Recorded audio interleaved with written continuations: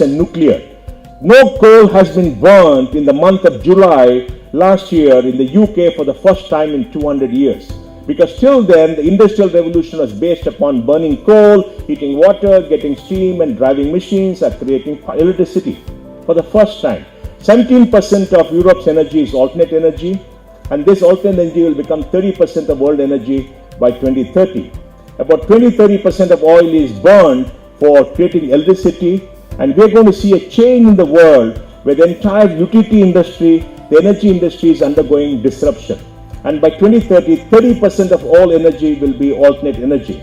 And in the last 3 years, more investment has gone into alternate energy than traditional coal burning industries. The entire utility industry in the United States, $500 billion, is a sell by financial analysts. They're selling it and buying alternate energy and going long. In Europe, the largest energy company, E.ON, in Germany, has been broken up into a company on alternate energy and distribution, and the generation of electricity to coal is gone into a different company.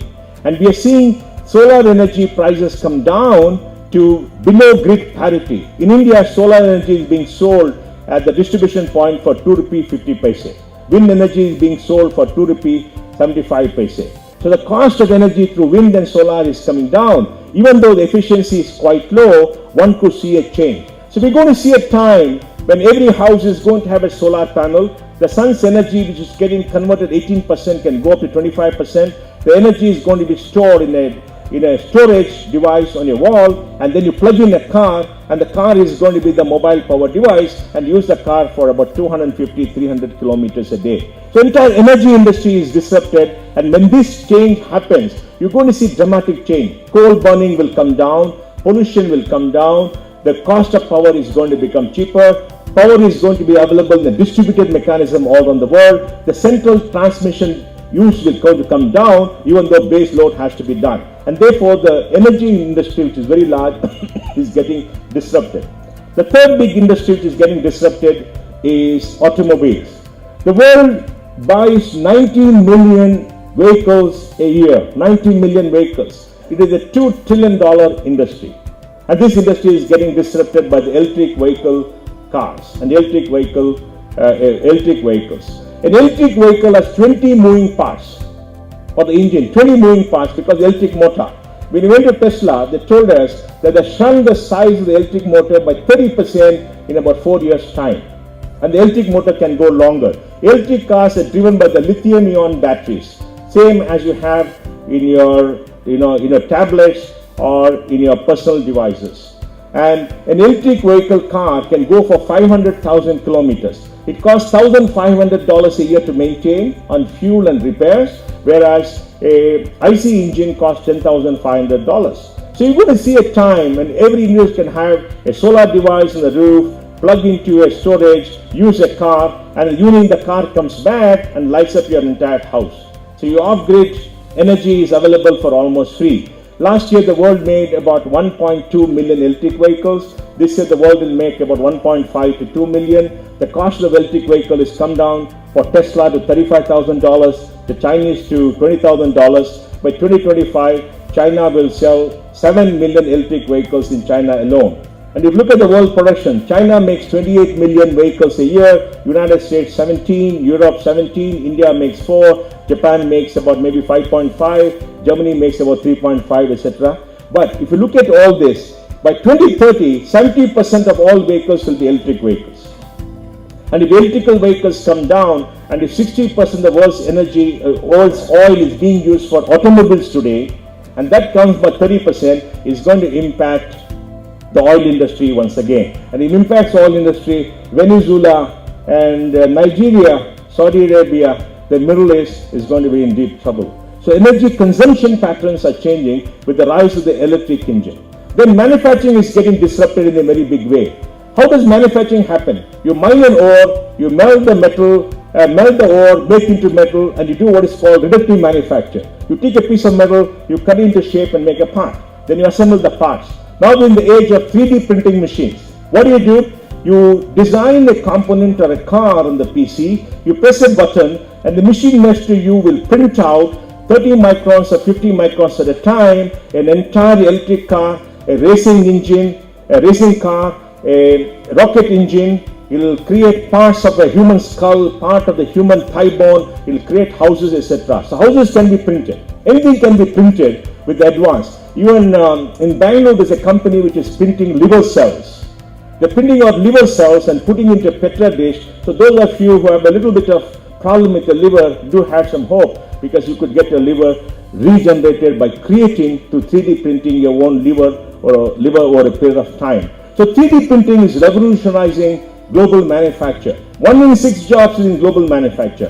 1 in 6 jobs is in automobiles. 1 in 10 jobs and 1 in 11 jobs is in shipping and in oil. And all these jobs are getting disrupted. So manufacturing is getting disrupted in a very big way. And just imagine a time tomorrow when you want to buy a car, you go to the net and find out a designer in Bangalore, tell him all the specs, he designs a bespoke car, and then the design comes to you, you go to a manufacturer next door, you press a button, and the car is delivered to you in 24 hours. You have your own car.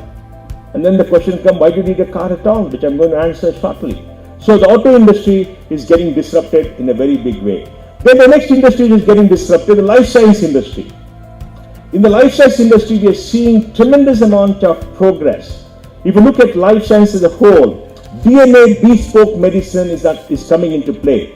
30% of medicine doesn't agree with human beings because the DNA is different. After all, medicines are chemical compounds. They're created in a particular way to attack a disease or to trigger off any changes in your body, right? Now, using a DNA sample, we can have bespoke medicine to meet your personal needs. And using DNA, you can do it with a lot of tests. We have an investment in a company called Council in Silicon Valley, which has got $150 million of revenue. It's taken 1,200 tests and consolidated to one single test for $1,000. So if two people want to make a baby together, they want to make sure the baby doesn't have any inherited DNA diseases. So they take the DNA of the two people who want to make the baby and check up and see what the baby is going to be, and then they find out whether they got any inherited DNA diseases, and they can change the way they want to make the baby. Maybe they make the baby in a Petra dish, they make it in a surrogate, or they do whatever. So we're seeing medicine change in a very dramatic way. Stem cell research is regenerating damaged parts.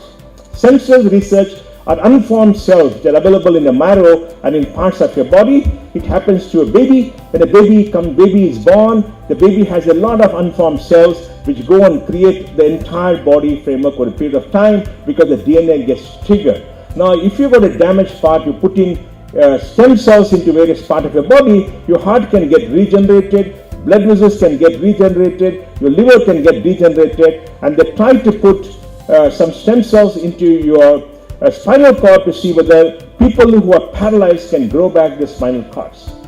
And in Manipal, we have got a company called Simputrix, which has come out with a product by which if you have a wound for a diabetic foot, you can put the stem cells there and the entire tissue will regenerate. So stem cell medicine is coming in. Robotic surgery.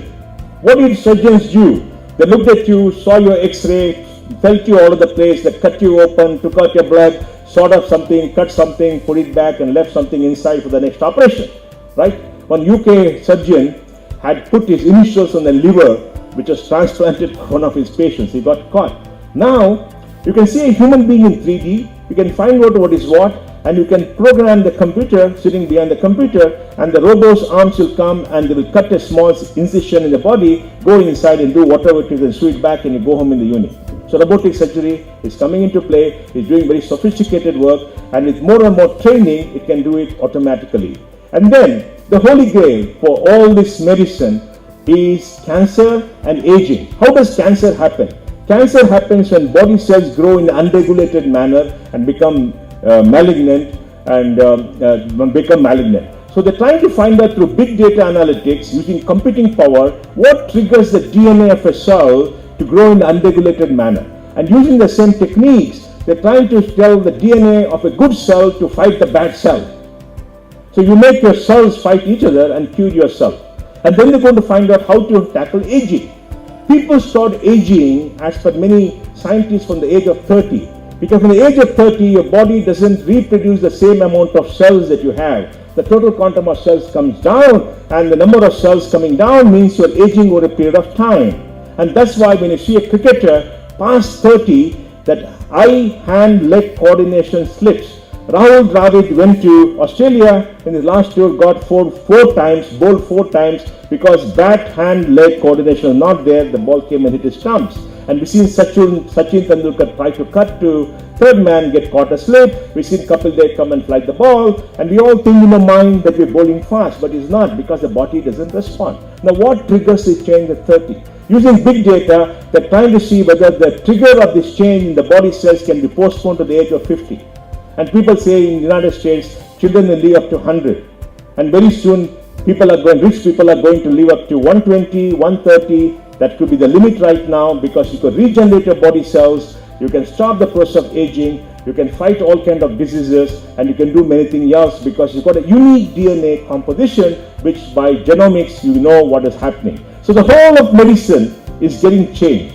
Financial services, banking is shrinking, number of bank branches shrinking, the entire work is getting automated. Lending is becoming a portfolio to robo-finance. Robos will go and give you details about all the loans that you want. And when you want to make an investment decision, either to the stock exchange where 40% of trading is coming up through algos, or 35% of the entire money in the world is coming up to electronic trading funds where human intervention is not required. But the markets are getting automated, money is getting transferred automatically, digital payments are taking over from physical payments, and we are living in an era where financial services could shrink with a lot of things happening around the world. Even in India, we got many startups which have got $500 million given to all people, and these $500 million are being used to lend to people.